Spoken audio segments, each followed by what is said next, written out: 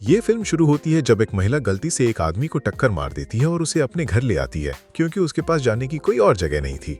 फिर जैसे जैसे वो वहां रहने लगता है वो आदमी और महिला धीरे धीरे करीब आने लगते हैं और समय के साथ उनका बंधन गहरा होता जाता है और अंत में उनके बीच एक अफेयर शुरू हो जाता है। एक रात जबकि दोनों बाद में मिलने के बारे में बात कर रहे थे, महिला का बेटा सैम चुपके से उनकी बातचीत सुन लेता है। वो चिंतित हो जाता है और सोचने लगता है कि क्या हो रहा है। महिला का नाम नैना है और वह सैम की माँ है, वही महिला जिसका रिश्ता बदल रहा है। जैसा कि हमेशा अगली सुबह सैम अपनी माँ को जगाने आता है।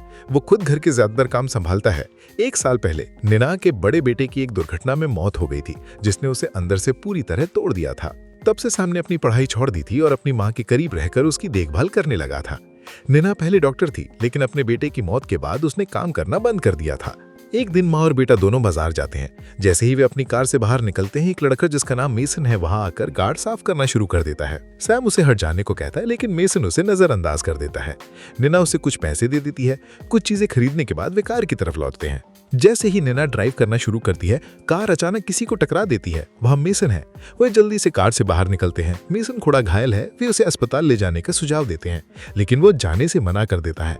उसकी सीट देखकर नैना फैसला करती है कि उसे घर ले आए।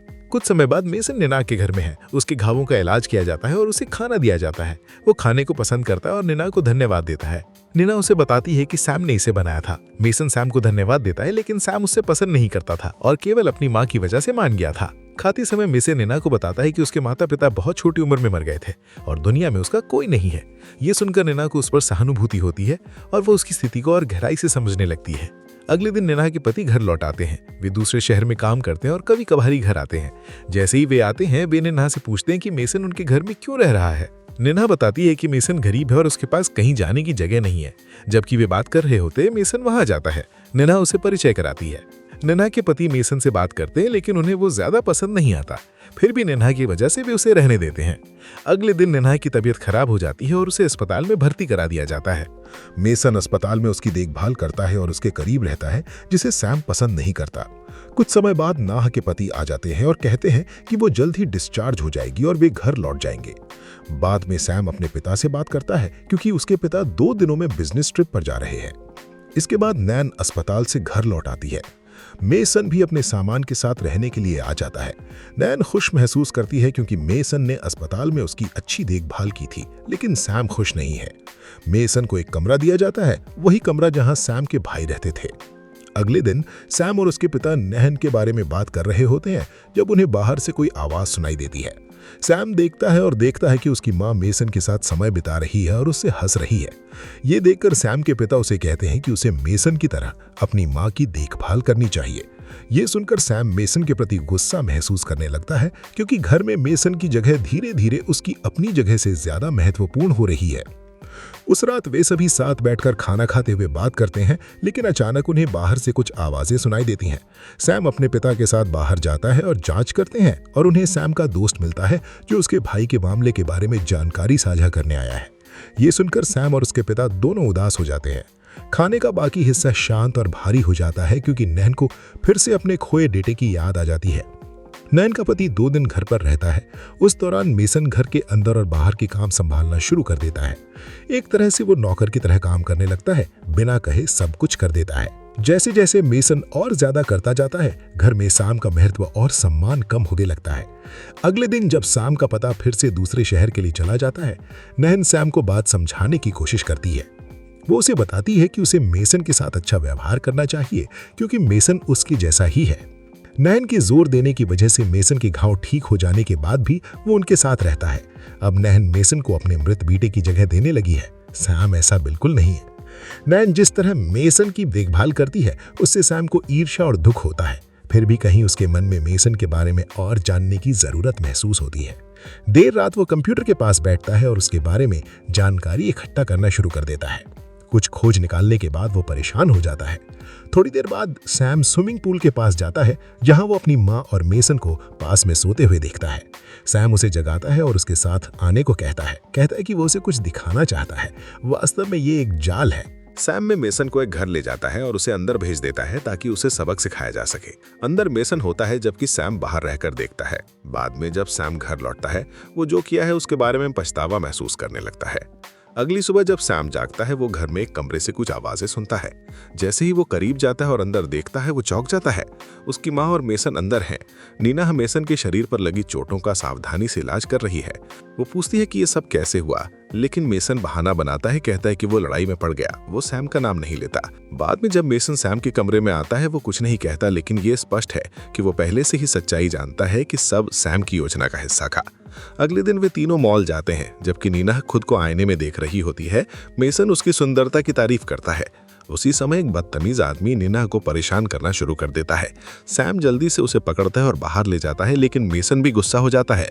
वो बाहर दौड़ता है और उस आदमी को बुरी तरह पीटता है, फिर उसे गाली देता है और भगा देता है। नीना मेसन के व्यवहार से हैरान रह जाती है। कुछ समय बाद वे सभी घर लौट आते हैं। सैम चुपके से देखता है जैसे नीना मेसन को नए कपड़े दे रही है। वो मॉल में उसके लिए खरीदे थे, जबकि सैम के लिए कुछ नहीं खरीदा था। ये देखकर सैम फिर से ईर्ष्या महसूस करता है और अभी वो इस बात से आश्वस्त हो जाता है कि उसकी माँ उसकी परवाह कम करने लगी है। अगले दिन तीनों झील की तरफ जाते हैं क्योंकि मेसन को मछली पकड़ने का मन होता है। जल्दी ही वे झील पहुंच जाते हैं। वहां खड़े होकर नीना मेसन से पूछती है कि क्या वो पहले वहां आया है। मेसन उसे बताता है कि वो कई बार वहां आ चुका है। सैम को मछली पकड़ना नापसंद है, लेकिन जब नीना मेसन के साथ नाव में बैठ जाती है तो वो भी उनके साथ शामिल होने का फैसला करता है। ये सैम का नाव में बैठने का पहला मौका है, इसलिए वो थोड़ा नर्वस महसूस करता है। इस बीच मेसन नीना से पूछता है कि क्या वो कभी नाव पर चढ़ी है। वो कहती है नहीं, और फिर मेसन उसे अपने करीब बिठाता है और खेने का तरीका सिखाना शुरू कर देता है। सब कुछ सैम की आंखों के सामने हो रहा है और दोनों को साथ देखकर उसकी ईर्ष्या और बढ़ जाती है। सैम अब अपनी माँ को ऐसी हालत में देख नहीं सकता। उसका धैर्य आखिरकार खत्म हो जाता है और वो अपनी भावनाओं पर काबू खो देता है। गुस्से में वो मेसन का सामना करता है और मजबूती से कहता है कि वो अपनी माँ से दूर रहे। सैम गलती से झील में गिर जाता है। मेसन बिना एक पल गवाए पानी में कूद पड़ता है और जल्दी से सैम को बाहर खींच लेता है। हालांकि वो उसे बचाता है, लेकिन सैम को धक्का देने की बात नीना को बेहद गुस्सा दिलाती है। वो मेसन पर बरस पड़ती है और जो हुआ उसे स्वीकार नहीं कर पाती। उस तनावपूर्ण पल के बाद तीनों चुपचाप जाने का फैसला करते हैं। वे सब कुछ छोड़ देते हैं और घर की ओर रवाना हो जाते हैं। मेसन अपने कामों के लिए अपराध बोध महसूस करने लगता है। बाद में उस रात मेसन नाहा के कमरे में जाने की कोशिश करता है क्योंकि वो वहां सोना चाहता है, लेकिन आगे बढ़ते ही सैम अचानक उसके सामने आकर उसका रास्ता रोक लेता है और फिर मेसन चुपके से मुड़कर चला जाता है। सैम उसके पीछे लग जाता है, देखने की कोशिश करता है कि वो कहां जाता है, लेकिन मेसन घर में कहीं गायब हो जाता है। अचानक सैम को पास वाले कमरे से हल्की आवाजें आती हैं। वो धीरे से आवाज की ओर बढ़ता है, क्या हो रहा है ये समझने की कोशिश करता है, लेकिन जैसे ही करीब पहुंचता है आवाज पूरी तरह रुक जाती है। संदिग्ध होकर सैम अपनी मां के कमरे की जांच करता है, लेकिन वहां कोई नहीं है। इससे उसका शक और बढ़ जाता है। अगली सुबह पुलिस सैम के घर जांच के लिए आती है। उनकी मौजूदगी से तनाव फैल जाता है। वे जाने के बाद सैम तुरंत नाहा के पास जाता है और पूछता है कि पुलिस क्यों आई थी। नाहा सच्चाई छुपाती है और बहाना देकर उसे शांत करने की कोशिश करती है। बाद में नाहा और मेसन साथ बैठकर धीरे से बात करने लगते हैं, जबकि सैम दूर से चुपके से सुन रहा होता है। बातचीत चलती रहती है। मेसन नींद महसूस करने लगता है। जाने से पहले वो झुककर नाहा को किस करता है, फिर सोने चला जाता है। दूर से देखकर सैम के अंदर तेज ईर्ष्या और गुस्सा उभरता है। अब वो लगभग पक्का मान लेता है कि दोनों के बीच कुछ है। अपने शक की पुष्टि करने के लिए वो उनकी फोन चेक करने का फैसला करता है। अगली सुबह मेसन शावर ले रहा है और सैम इसे सही मौका समझता है। वो चुपके से मेसन का फोन उठा लेता है और बिना नजर आए जाने की कोशिश करता है, लेकिन जाते वक्त मेसन को उसके पैरों की आहट सुनाई देती है। बिना किसी फिक्र के मेसन दोनों के सामने आ जाता है और अपना फोन वापस मांगता है। नाहा कंफ्यूज्ड है और कहती है कि उसे कुछ नहीं पता। मेसन आक्रामक होकर सैम के सामने ही रूखे शब्द बोलने लगता है। स्थिति हाथ से निकलती देख सैम को मजबूर होकर फोन लौटाना पड़ता है। कुछ देर बाद मेसन सो जाता है। सैम धीरे से उसके पास जाता है। वो मेसन के शरीर पर टैटू देखता है। टैटू पर उसका असली नाम लिखा है। ये खोज सैम को सदमा पहुंचाती है और मन में और सवाल खड़े करती है। अगली सुबह सैम सीधा पुलिस स्टेशन पहुंचता है। वो डे का नाम बताता है और मेसन के बारे में पूछता है। पुलिस एक चौंकाने वाली सच्चाई खोलती है। वे बताते हैं कि मेसन खतरनाक अपराधी है जिसकी सालों से तलाश है। वो बुजुर्ग महिलाओं को निशाना बनाता है, रिश्ता बनाता है, फिर उनसे पैसे मांगने लगता है। हर साल नई महिला ढूंढता है, बहाने से घर में घुसता है, विश्वास जीतता है और लूट कर गायब हो जाता है। ये सुन सैम तुरंत पुलिस को बताता है कि मेसन अभी उसके घर में है और शायद उसकी मां से जुड़ा है। पुलिस कहती है कि दोनों पर सख्त नजर रखें क्योंकि अभी ठोस सबूत नहीं। सैम बिना झिझके मान जाता है। अब वो मेसन को बेनकाब कर गिरफ्तार करवाने को कृत संकल्प है। कुछ समय बाद सैम घर लौट आता है। अंदर घुसते ही वो देखता है न नीना है न मेसन। इससे वो बेचैन हो जाता है। घर की तलाश शुरू कर देता है। माँ को पुकारता है। अंदर से वो परेशान है क्योंकि क्योंकि वो जानता है वो खतरनाक आदमी के साथ है। काफी ढूंढने के बाद वो बाहर गार्डन में जाता है और वहाँ उन्हें देख लेता है। नेना और मेसन साथ खड़े हैं, जैसे कुछ गलत नहीं हुआ। मेसन पूल में नेना के साथ तैर रहा है। जब सैम उन्हें साथ देखता है, मेसन अनपेक्षित से पूरी तरह सदमे में है, जबकि नेना घबराहट में रोने लगती है। झटका इतना तेज है कि मेसन कुछ पलों के लिए प्रतिक्रिया नहीं दे पाता। कुछ समय बाद नेना सैम के कपड़े धोती हुई दिखती है। जो हुआ उसे संभालने की कोशिश करती है। सैम अभी भी हिल गया है। वो अपने एक दोस्त को फोन करता है और सब कुछ बता देता है। सुबह होने तक सैम घर लौट आता है। जैसे ही अंदर आता है, वो नेना को कसकर गले लगाता है और रोते हुए टूट पड़ता है। नेना उसे शांत करती है, कहती है कि उसने जानबूझकर नहीं किया था, स्थिति ने उसे मजबूर किया था। थोड़ी देर बाद पुलिस उनके घर आती है। नेना ने जानबूझकर उन्हें बुलाया था। वो पुलिस को झूठी कहानी बताती है कि मेसन ने रात में घर का सारा पैसा चुराकर भाग गया। पुलिस उनकी बात मान लेती है और बिना शक के चली जाती है। कुछ दिन बाद सैम और नेहा साथ बैठकर चुपचाप खाना खा रहे होते हैं। तभी टीवी पर मेसन के बारे में न्यूज रिपोर्ट आती है।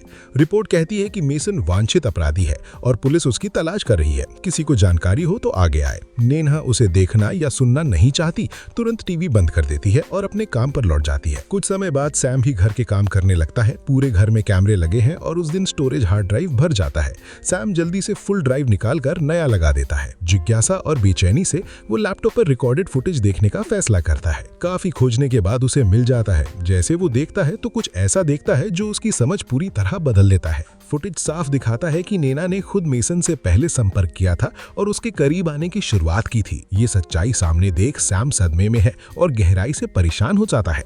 वो समझ जाता है कि सब कुछ नेना की वजह से शुरू हुआ था और मेसन के साथ जो हुआ वो उतना सरल नहीं था जितना वो मानता था। नेना अपने पति से नाखुश थी और इसी वजह से उसने ये फैसले लिए। भावनाओं से भरा वो डिस्क तोड़ देता है और गुस्से में फेंक देता है। और इसी के साथ कहानी अपने दुखांत पर पहुंचती है। वीडियो को लाइक करना और चैनल को सब्सक्राइब करना मत भूलना। अगली बार फिर मिलेंगे। अपना ध्यान रखना। धन्यवाद।